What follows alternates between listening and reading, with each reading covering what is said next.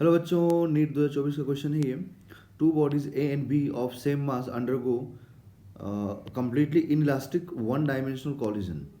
The body A moves with velocity v1 while body B is at rest before collision. The velocity of the system after collision is v2, the ratio of v1 upon v2. देखिए यहाँ पे inelastic collision है और inelastic collision में क्या होता है कि दोनों एक साथ स्टिक होकर चलता है। जैसे मान लीजिए यहाँ पर ये m1 है, v1 से मूव कर रहा है, और यहाँ पर बच्चों m2 है जो कि रेस्ट पे है। अब ये आगे जब ये m1 जाके जब कॉलिजन करेगा ना, तो आफ्टर कॉलिजन क्या होगा कि दोनों बॉडी एक साथ स्टिक हो जाएंगे, है ना। ये दोनों बॉडी एक साथ स्टिक होकर के और एक साथ मूव करेंगे, मतलब एक साथ ही कुछ मान लो v2 स्पीड से, m1 m2 both bodies, okay. इनका कॉमन वेलोसिटी हो जाता है।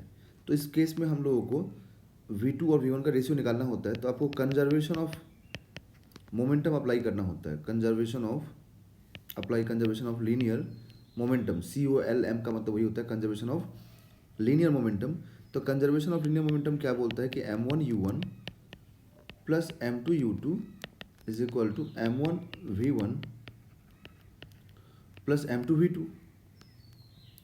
अब यहाँ पर m1 और u1 मतलब m1 और v1, ठीक है, क्योंकि यहाँ पे v1 मतलब u1 जो है वही v1 है, मतलब ये इनिशियल हो गया और ये फाइनल हो गया, आफ्टर कॉलिजन हो गया, एंड ये बिफोर कॉलिजन हो गया।